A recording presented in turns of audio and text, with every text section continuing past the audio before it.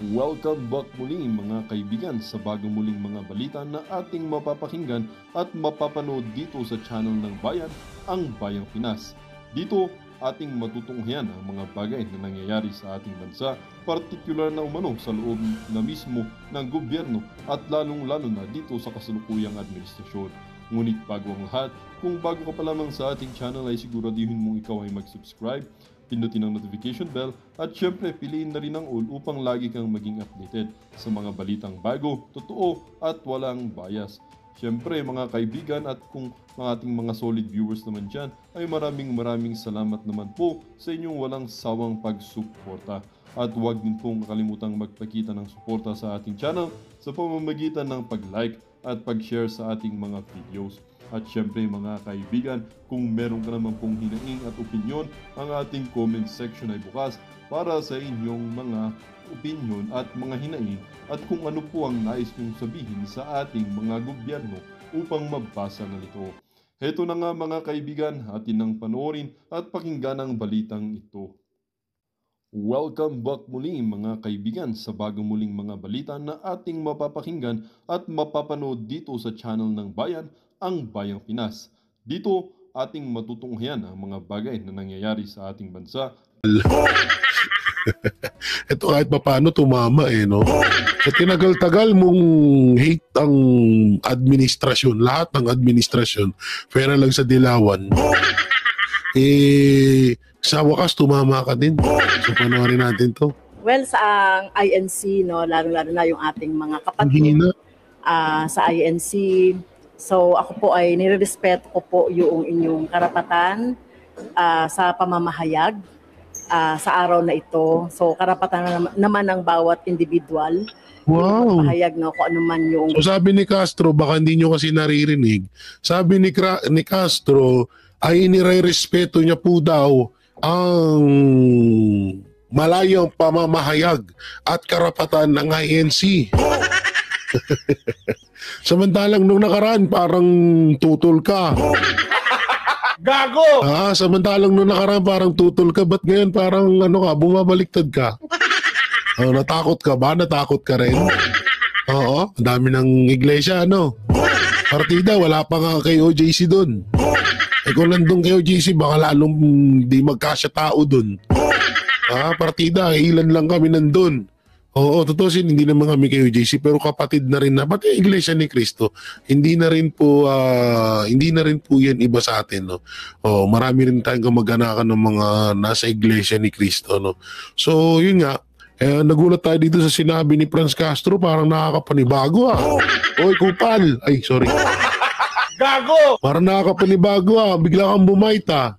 Kanilang mga saloobin, lalong-lalo na sa nangyayari sa ating pamahalaan o kaya yung gusto nilang mangyari sa ating bansa. So sana lang ay hindi ito yung katulad na sinasabi ko na baka pagtatakip lang ito doon sa baka lang sana ulitin ko kasi medyo mahina. Ano ba yung TV5 naman? Kami pa mag-a-adjust sa inyo. Ano ba yan TV5? Ayos-ayusin nyo naman yung recorder nyo. Yung mic nyo, charge nyo.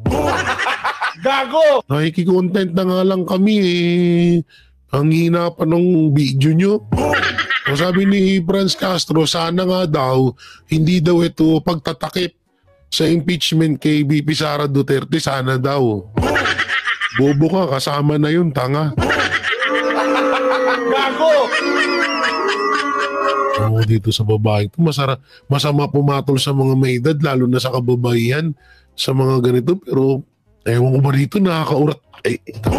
Ang galing ko na nga. Ito pa isang ito pa yung isang sip-sip. Oo, ito. Lipad doon, lipad dito. Panoorin natin. Do you agree, sir, doon sa kanilang kagustuhan na this is not the time for impeachment, sir? Ang tema ngayon ay kapayapaan at pagkakaisa. Wala itong politika. Kaya ang aking pagdalo dito ay para po sa pagkakaisa at sa malawakang pagkakaunawaan ng lahat ng ating mga kababayan, kahit ano po ang partidong kinagagalawan, kahit ano po ang saloobin. Ang tama po ang panawagan ng Iglesia ni Cristo na isa lamang po ang bandila ng Pilipinas. The INC is supporting the president's claims, sir, not the time for impeachment. Noong binanggit yun ni Presidente BBM, kung hindi ako nagkakamali, ay parang ako yung katabi sa Quezon. Kaya itong gawain ito ay kung yun man ang magiging resulta, yung panawagan ng pagkakaisa, ay nagbuhat mismo sa Pangulo.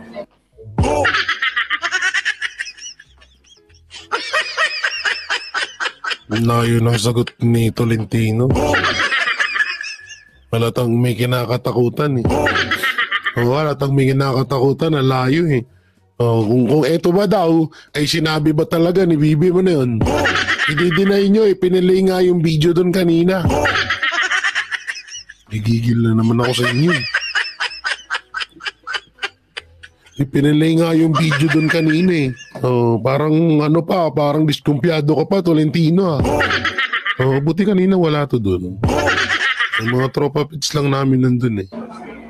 Sorry to ask, syempre kayo po yung handle ng impeachment sa kanila. Ba't ko ba pinapakinggan to? Wala nga palang kwenta tong ano na to. Ayoko sa mga ayoko sa mga balikarap. Sorry ako diretso lang magsalita pero ayoko sa mga balikarap kasi alam naman natin si Tolentino sala sa init, sala sa lamig. Ito to yan dahil dahil tawag dito alam mo yun yung panahon dating dilawan to dating sa partido ni Ninoy Aquino, tapos naging partido ni Duterte, tapos naging partido ni Marcos ngayon. Yung tinatawag na sala sa init, sala sa lamig. Kaya medyo tagilid sa akin yun eh. Ito, panoorin po natin. Matapos magbabala sa gobyerno INC, rally pinuno ang kalsada, impeachment versus BP Sara. Tinutulan na. Okay, panoorin natin. Bumabaha ng tao ang naging rally na inorganisa ng Iglesia ni Cristo. Matapang, nagkakaisa at punong-puno ng mensahe ang naging rally ngayon na inorganisa ng makapangyarihang religious group na Iglesia ni Cristo sa Quirino Grandstand at sa ibang parte pa ng Pilipinas. Bumabaha ng tao ang naging sentimiento ng maraming Pilipino sa kanilang kagutuman na magkaroon ng pagkakaisa ang Pilipinas at huwag samantalahin ang kahinaan ng maraming walang alam sa batas. Hindi ba man tumutungtong ang alas 7 kaninang umaga, napuno na ang Quirino Grandstand at tinatayang umabot na sa mahigit sa 1 milyong tao ang nakaisa sa nationwide rally ng INC. Pero ako, para sa akin, hindi lang talaga 1 milyon to. Hindi totoo, hindi lang 1 milyon to. Tsaka ito yung kasi maraming ngayon, marami na namang trolls. Lalo na yung mga bayarang vlogger. Puta, bobo ba? Bulag ba kayo? O sadyang nagtatanga-tangahan lang kayo dahil para kumita kayo ng pera dyan sa mga monthly allowance nyo. Dyan sa quincenas katapusan na ibinibigay sa inyo. Nakman Teteng may sabi hype na ko, konti. Konti mo ulo mo. Kaya untog mo ulo nyo. Para yung mata nyo medyo luminaw-linaw. Partida pa nga yan Maynila pa lang yan. Wala pa sa Davao, wala pa sa Visayas, wala pa sa ibang lugar. Wala pa sa Cebu. Paano kung lahat nagpuntahan yun? Baka hindi kayo magkaugaga. Diba? Sasabihin nyo konti, 500 lang daw. Ulul. Hindi lang kasi talaga nila matanggap na ganito kadami ang sumusuporta sa mga Duterte. At di hamak na mas marami pa dyan. Iglesia pa lang yan, iglesia pa lang yan, umabot na ng milyon. Paano kung nandiyan pa yung mga kapatid nating Muslim? Paano nandiyan pa yung kapatid nating mga Bisaya? Paano pag nandiyan pa yung mga KOJC member? Paano pag nagsiuwi yan? Halos kadalasan kasi nasa probinsya ang mga KOJC. O paano pag nag-uwian yung mga yan? Hindi iyak yan. Hindi nyo lang kasi talaga matanggap eh. O sige nga, kayo nga, o, hamunin ko kayo. Yung supporters ni Marcos Jr., mag-rally nga kayo. Hindi, hamunin ko kayo sa impeachment. Diba, gustong-gusto nyo i-impeach si VP Sara? O mag-rally kayo. Mag-impeach yung about sa impeachment. Tingnan natin kung gaano kayo kadami. Takot kayo, no? Hindi nyo kayang gawin, no? O, kasi hindi nyo rin kaya magparami ng ganito kadaming tao.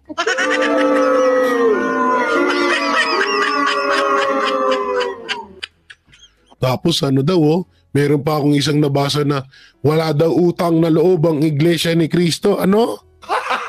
Gago! Unang-una ito sa KOJC, Iglesia ni Cristo at sa lahat ng relihiyon. Sige, sabihin na natin Iglesia ni Cristo at saka sa KOJC lang. Sino walang utang na loob?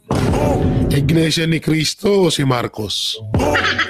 Iglesia ni KOJC o si Marcos? Tangina, hindi si Marcos.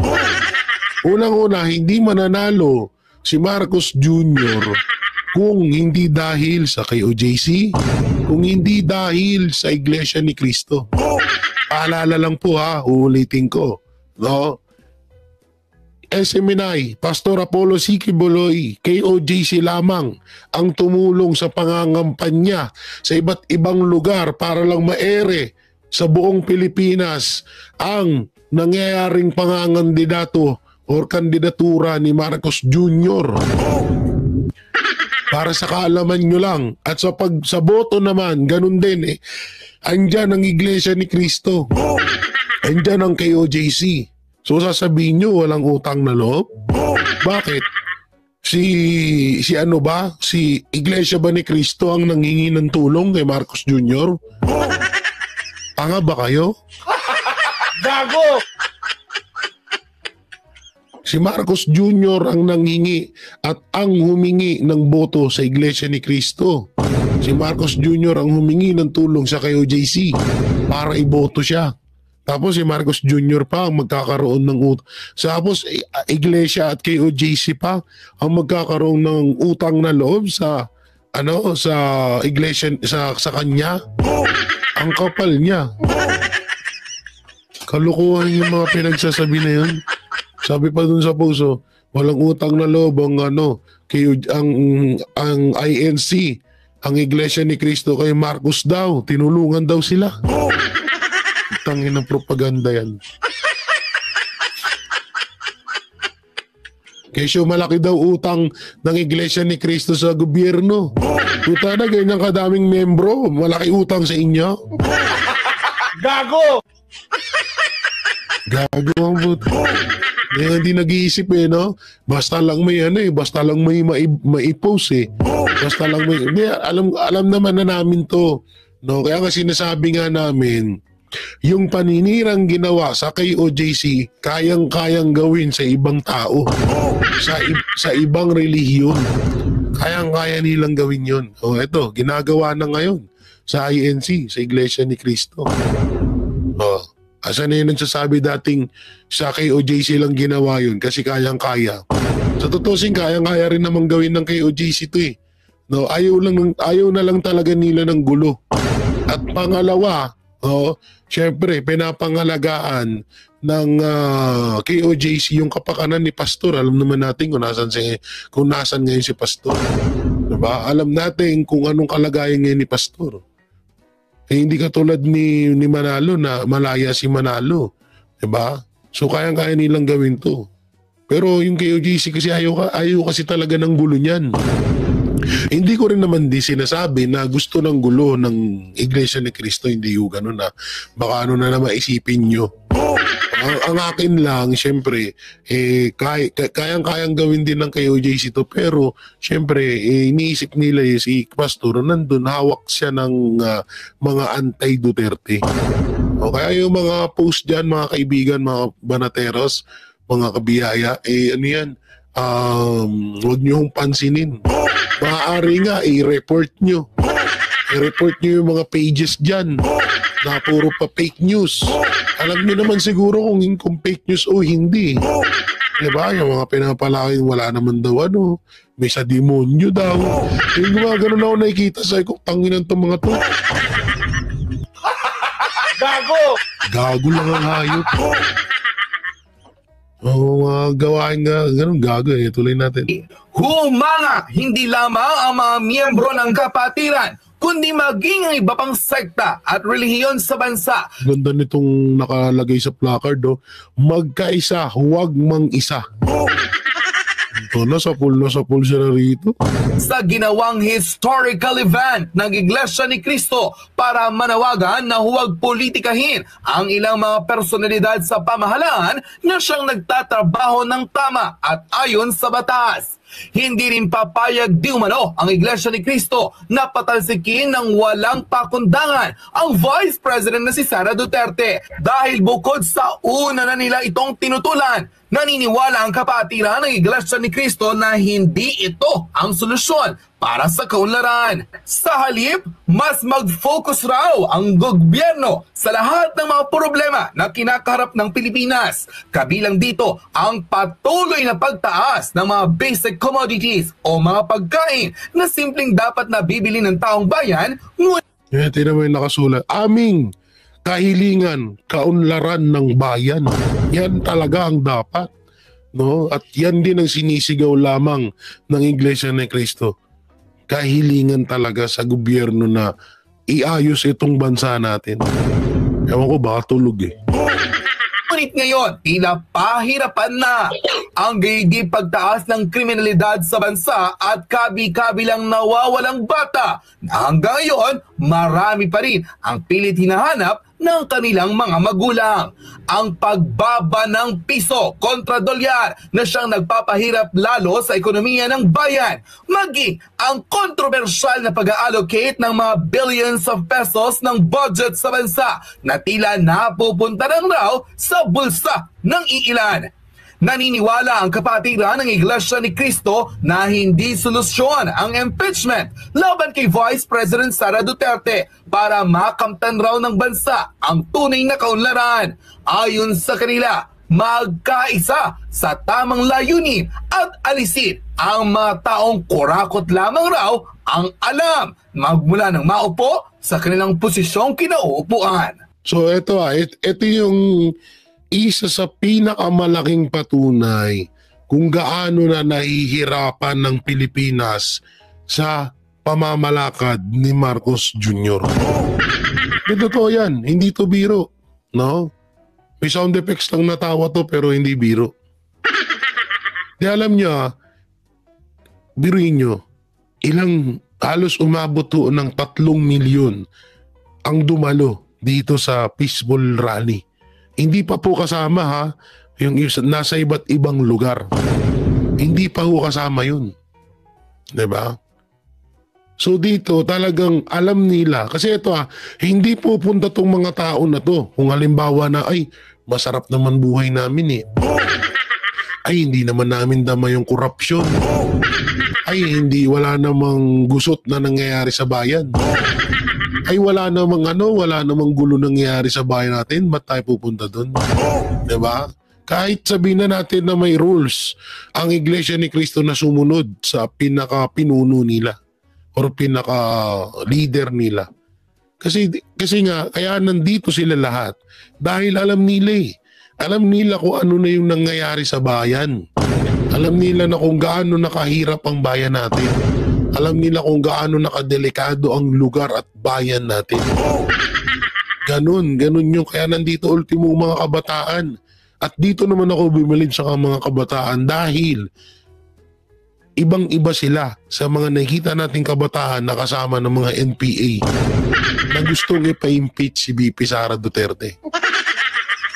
Dito ang ganda ng mga mensahe na gusto nila iparating at wala talagang halong pamumulitika. Hindi katulad ng mga kabataan na nasa likod ng mga NPA na halos hindi rin maipakita yung mga muka. Kung makapag-utos na impeachment, akala mo marunong nang magsaing sa kanila. Ultimong hugas nga ng pinggan ata, hindi nagagawa. Ultimong ang pangalagaan yung sarili nila, hindi.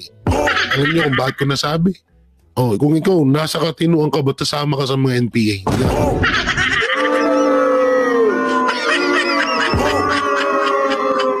Di totoo yan. Kung nasa katamang katinuan ka, ba't sasama ka sa mga NPA?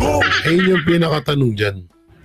Narito at panoorin ang makapanindig balahibong air video kung saan ngayong araw ng January 13, tinatayang higit na sa milyong Pilipino ang nakisa sa nationwide rally ng INC at sa kanilang panawagang kapayapaan na naniniwalang hindi ang pagpapa-impeach kay Vice President Sara Duterte ang magiging solusyon sa patong-patong na problema ng bansa. Panoorin ang full reaction video ng veteran doctor at former NTF LCAC chairwoman na si Doc Lorraine Badoy kung saan kahit hindi daw siya miyembro ng INC, bumilib siya sa paninindigan at panawagan ng Iglesia ni Cristo para magkaroon ng kapayapaan ng bansa.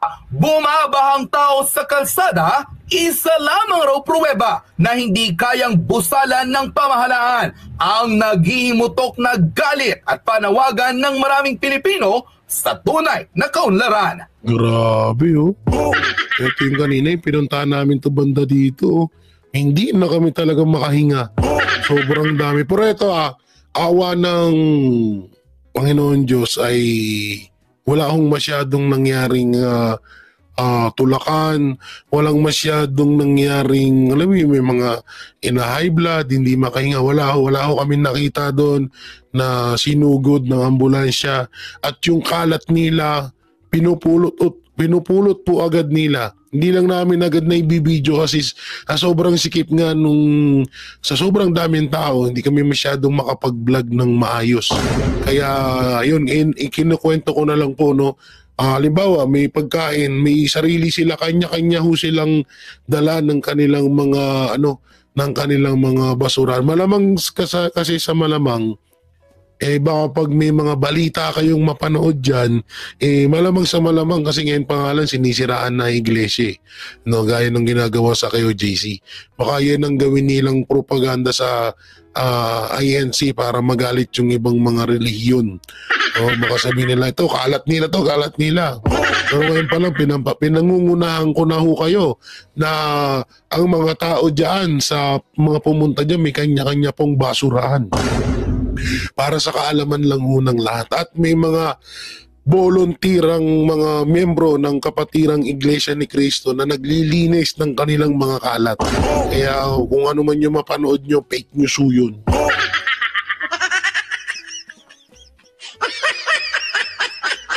Samantalang mapunta po tayo dito, Trump, suportado si BP Sara at INC. Road to President na talaga. Kamakailan lang po ay sinabi ni VP Sara Duterte na sureball na ho siyang tatakbo bilang presidente ng Pilipinas sa darating na 2028 election. Kaya aasahan na ho natin yan na mangyayari yun. VP Sara, wag mo na kaming paasahin, please. Tumakbo ka na bilang presidente. Namimiss na ho namin yung malayang bansa natin nung panahon ng iyong ama. Kaya sana wag mo kaming paasahin. No? So panoorin natin to.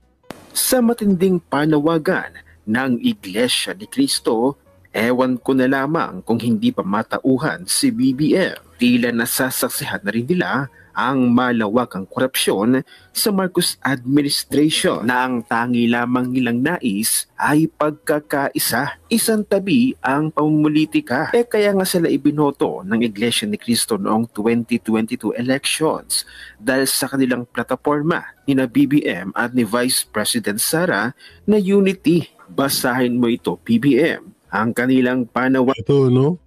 Ano to? Magkaisa, wag mang isa. Bayan ang asikasuhin, hindi ang sariling mitiin. Ito, ano? Aming kahilingan, kaunlaran ng bayan. Kapakanan ng tao ay isulong. Mamamayan ang unahin, huwag ang sarili. Magkaisa, huwag mang isa. Bayan ang asikasuhin, hindi ang sariling mithiin. Aming kahilingan, kaunlaran ng bayan. Samantala, kasabi nito ay nag-courtesy visit si Vice President Sara sa Embassy of the United States of America. Bumisita si Vice President Inday Sara Duterte sa Embassy of the United States of America upang ipahayag ang kanyang pakikiramay kaugnay ng pagpanaw ng dating Pangulong James Earl Carter Jr. Sa kanyang pagbisita, nilagdaan niya ang Book of Condolence at nakipag-usap ng maikli ngunit makabuluhan kay US Ambassador Mary Kay L. Carlson. Ginamit din ng pangalawang Pangulo ang pagkakataon upang magpaabot ng taus-pusong pagbati para sa nalalapit na inaugurasyon ni President-elect Donald Trump at Vice President-elect J.D. Vance. Binanggit din ni Ambassador Carlson ang mahalagang paggunita sa ika-80 anibersaryo ng ikalawang digmaang pandaigdig. Ito lang yung bago natin tuloy dito sa pangalawang yung peaceful rally ng Iglesia ni Cristo, ayan ang nagpatunay na ipinanalo talaga ng mga Duterte si Marcos Jr. Totoo yun. Na hindi mananalo si Marcos Jr. kung hindi dahil sa mga Duterte. Tignan nyo yung sumusuporta sa mga Duterte. KOJC, Mindanao, mga Muslim, mga kapatid nating Muslim. Iglesia ni Cristo na nagparamdam na ng lakas nila ngayon lang. Yun yung pinakatotoong to. Ito yung pinakasampal sa lahat na nagsasabi na walang utang na loob. Ito yung sampal sa kawalang utang na loob ni Marcos Jr. sa mga Duterte. Totoo yan. Kaya nga ito yung pinakapatunay, totoong patunay, ebidensya na hindi si Marcos Jr. ang nagpanalo kay BP Sara, kundi si BP Sara ang nagpapanalo kay Marcos Jr. bilang presidente. Dahil sa suporta na yan, suporta ng Iglesia, suporta ng KOJC at suporta ng buong Pilipinas. Kaya yung mga nagsasabi dyan na ang Duterte ang walang utang na loob sa Marcos, kagaguhan nyo. Gago! Sinampal kayo ngayon ng katotohanan. Inilala ni Ambassador Carlson ang matibay na ugnayan sa pagitan ng Pilipinas at Estados Unidos sa ilalim ng administrasyon ni Pangulong Duterte at ipinahayag ang kumpiyansa na patuloy na lalago ang relasyong ito sa paglipat ng pamumuno sa Estados Unidos. Ngayong malabo nang ma-impeach si Vice President Sara dahil sa ipinakitang suporta ng Iglesia ni Cristo sa kanilang naging successful na grand rally para sa national peace. Kontra na rin sa impeachment ni Vice President Sara, isang malaking bad news ito para sa mga makakaliwang grupo at sa Kongreso, sa mga kongresistang magnanakaw dahil ito na ang indikasyon at pahiwatig na talagang si Vice President Sara ay magiging presidente na sa 2028. Ibinahagi nga ng isang DDS supporter at vlogger niya si I Am Shanway na kapag naging presidente si Vice President Sara Duterte, susuyurin niya ang bobo rin kasi. Ang bobo ng strategy ng mga anti-Duterte. Ang aga kasi nilang tinrabaho ang mga Duterte. Ang aga niyong pinanalo ang mga Duterte. Sa totoo lang, kung kayo sana nagpanggap pa, nakipagplastikan pa, nakipaggaguhan pa sa mga Duterte at inantay nyo ang 2028 election, may pag-asa pa kayong manalo eh.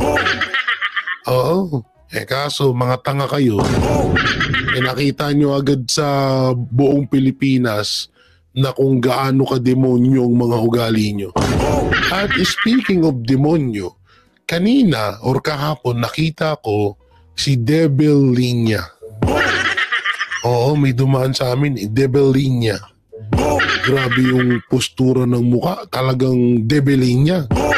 Yung aura, Devil Linya. Pero hindi na namin pinansin, focus na kami sa pagsuporta kay BP Sara, sa kay Pastor Apollo Sikibuloy at sa lahat ng PDP laban na tumatakbong senator ngayon. taong bayan na lang makakapuna kung ano talaga yung pagiging ugaling demonyo nila. Pero siya ay binibinyagan ko sa pangalang Devil Linya. Gago! Sino kaya yun? Sino kaya yun? Hindi ko sasabihin. So yung mga banateros, mga kabiyaya, anong may kukomento nyo sa mga na-reactionan natin video? I-comment nyo lang po dyan sa baba. At syempre, don't forget to like, share, comment, and subscribe sa ating YouTube channel. Pakipindot na lang din po yung bell button para lagi kayong updated sa ating mga video araw-araw. Maraming salamat.